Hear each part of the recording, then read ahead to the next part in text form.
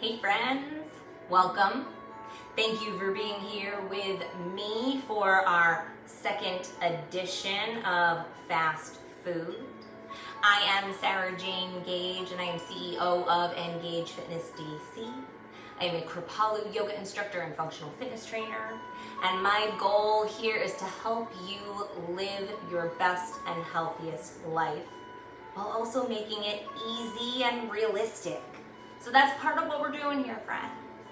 These recipes are things that are healthy, delicious, and nutritious, but they're also very quick and easy.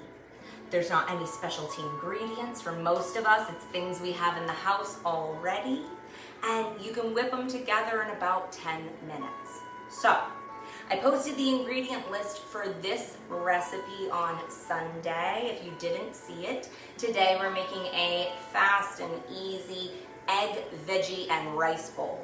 And so all I've done to get started here already, friends, is get my water boiling because I'm a little crunched for time today. So, the water is boiling. I did choose to use chicken broth because chicken broth will give more nutrients as well as add some flavor to that brown rice. That's an option. You can feel free to use whatever broth works for you, or you can use water as well. That said, I'm choosing to make this for just, I always say just one, but I don't cook for one. I try to cook for one, so that's what we're trying. So I'm gonna put a handful and a half of rice in there. I don't measure. I'm Portuguese, that's my excuse. I don't know why we don't measure, we just don't. It's a dash of this, it's a of that. That's where we're at, okay? So get your rice going first because the rice is going to take the longest, of course, and we like to work smarter, not harder, right? The rice is going. Make a couple choices. Take a look around, see what frozen vegetables or fresh you have available. Keep it easy. More colorful, more nutrients and minerals. So eat the rainbow is the goal. That said, I'm going with convenience today of what's open. I have some mixed peppers that are open. I also have a bag of green beans that are open. So I'm going to utilize those when we get to that step. From there, I have my eggs. Grab your eggs, and again, you have a choice. You can take out the frying pan and scramble them up, which I am going to do this time. Or, if you were with me last week or you saw the brief post with a similar recipe, you know that you can also do these in the microwave. So make a choice. I'll give you instructions for both. If you'd like to take your frying pan out, take it out, start getting it heated up. If you need to spray it to be nonstick, do that too. We want to make cleanup quick and easy as well. If you're choosing to do it in the microwave, the only difference here, take your microwave safe bowl, preferably glass, spray it, crack your eggs in the bowl, and then put them in the microwave. That'll cook your eggs. You can cook your eggs that way, you can cook your frozen vegetables that way with the microwave, never having to turn the stove on. If you'd like to fry them, you can do that too. I'm choosing to do that because I chose to add rice to this dish. I don't always do rice. And so what you'll find as we go along here, this is all about making the recipe work for you. There's so much flexibility. I'm saying brown rice because that's what I use, but you could use brown rice, you could use white rice, quinoa, couscous, lentils, any other thing there could supplement that. Brown rice is what I chose today. From there, same holds true for the vegetables. Choose the vegetables that work for you. I'm going to crack my eggs in the pan first to get those going. And you can choose with your eggs, again, a little creative licensure here based on your nutrition goals. You might choose to separate the yolks out. For me, I'm not too stressed about yolks. I am a little because of the sheer amount of eggs that I eat. I eat a lot of eggs and the cholesterol is very high in the yolk portion in particular. And so when I eat a lot of eggs, generally what I do is about 2 egg whites to 1 full egg. There's no science to that. There's no formula to that. That's just Sarah pulling it out of her butt and saying, I'm not really willing to give up all the yolks, but like, let me make it a little bit healthier, okay? And so, what you take away from that is make nutrition work for you. It should be flexible. It should serve you. Yes, you want to get nutrient-dense food. That is what's best for you. It's going to fuel you in your lifestyle, whatever you do in your life. Food is fuel. We've forgotten that because our taste buds take over and we're like, oh my God, eat all the things. It's about fuel first. So think about, as you're cooking, yes, what tastes good, that's important. We want to enjoy it because, you know, life is meant to be enjoyed, eating is meant to be enjoyed. But also think about nutrient density when you're making your choices. So I gave you a really good example of a simple way to do that with your vegetables. I chose to grab what was convenient, but then I also took a look at the colors of my choices and thought, how can I add variety a little more easily? So I grabbed peppers. Here I have red, green, yellow, and some onions. So that's 4 different colors right there, right? Throw those in the pan. Get them going. And then I'm throwing in some green beans. If I had carrots, man, we'd have the whole thing going, wouldn't we? But that's all right. You do what works for you. The same holds true with your seasoning, how you spice it. And my suggestion again would be to weigh those 2 things hand in hand. Taste versus nutrient density. So what you don't want to do, if your goal is caloric deficit, meaning eating less calories than you're taking in, that's how we lose weight. If your goal is to eat less calories than you're burning, that was the right way, sorry. If you're eating less calories than you're burning, then you want to be real careful with how you're choosing to season.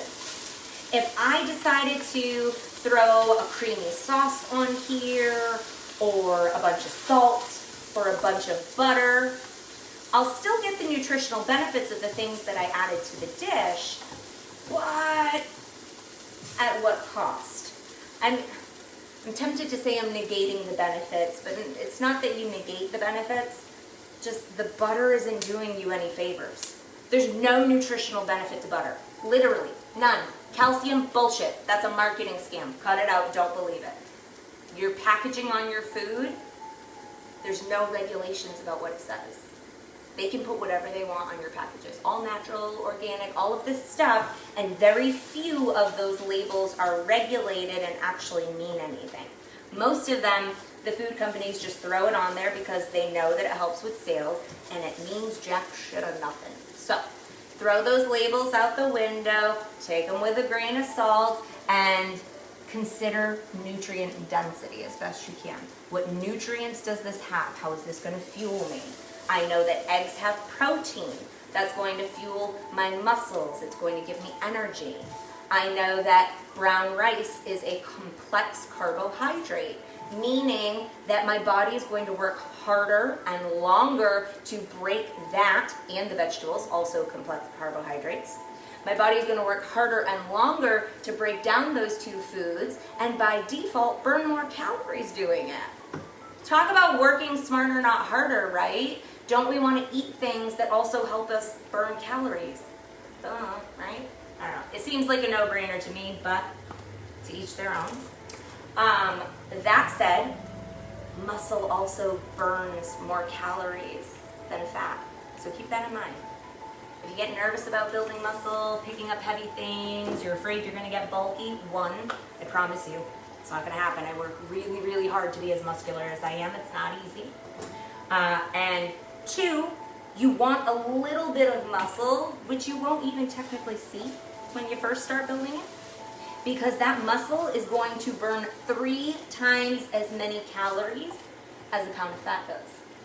And it's going to burn more calories while you're working out, as well as after you finish working out. Muscle burns calories almost completely around the clock, whereas fat does not. So, maybe you got a little side tangent lesson. So I've got my veggie scrambled here. I turned off my burner. Got scrambled eggs mixed in, some green beans and peppers. My rice has got to be Getting about done there. I've almost burnt off all the water. Probably let it go for another minute because I don't like my rice al dente. It's gross. And then you throw it all in a bowl. Season accordingly. I'm gonna add some cannellini beans. I've been calling them the wrong thing forever. Cannellini beans. That is funny as heck. All right, so grab beans if you'd like.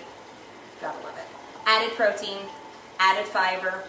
Fiber is good for digestion. It's good for cleaning out your system.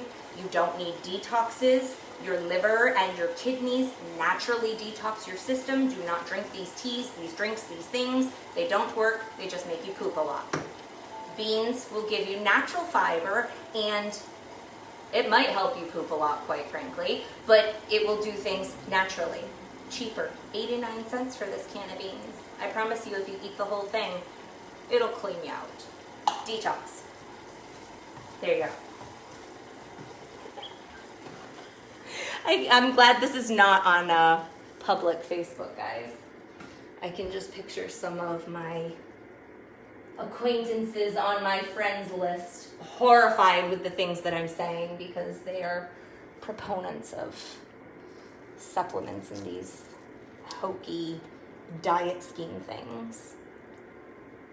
But again, side tangent, right? So all I'm doing here is draining my rice. I'm draining out the little bit of water that's left there and hanging on. I've drained it out. And then I'm just gonna mix everything together. I'm gonna grab a bowl. Oh, there we go. Throw my rice in there, which is naturally seasoned because I chose to use the chicken broth and a little splash of salt. It cooked right into the water, and that allows me to use less of those things as well. So salting the water, seasoning the water, less amount of those things needed, FYI, okay? I mix in my eggs and veggie scramble. And in under 10 minutes, guys, with 2 dishes, because I went the fancy way and used the stove. You could have done this all in 1 dish in the microwave if you really wanted, with the exception of the rice. So I guess still 2 dishes. Well, anyway, mix it all together. Taste it, see how it is, and then add accordingly. Taste first before you add extra seasoning. Never add salt without tasting it. Because generally, we tend to over add things. We add more than we actually need. If you taste, you assess, and then add, again, you're making informed choices about how much sodium is in there, how much extra calories are in there, whatever.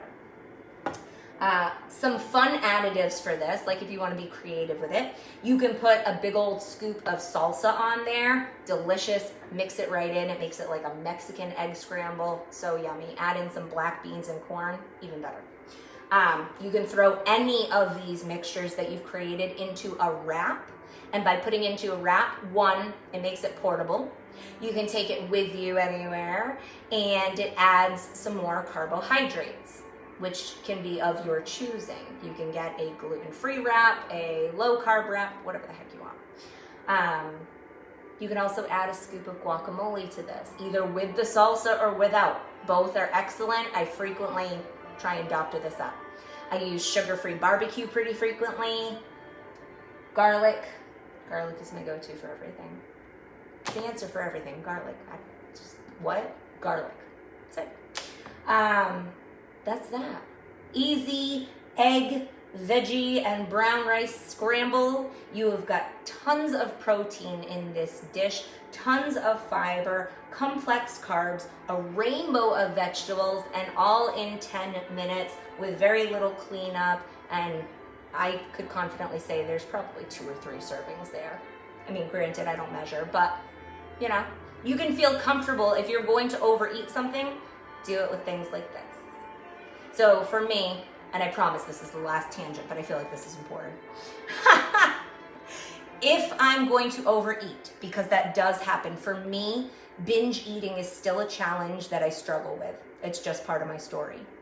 if I notice that that's something that's happening, that I'm feeling like I cannot be satiated, I need to eat more, that binge feeling is happening for me for whatever reason, what I do instead of guilt, shame, blame, which encourages that behavior, encourages that pattern, I instead say, okay, step back, this is where I'm at, this is what I'm feeling, this is what's happening, and so let me make the healthiest choice that I can for me in this moment.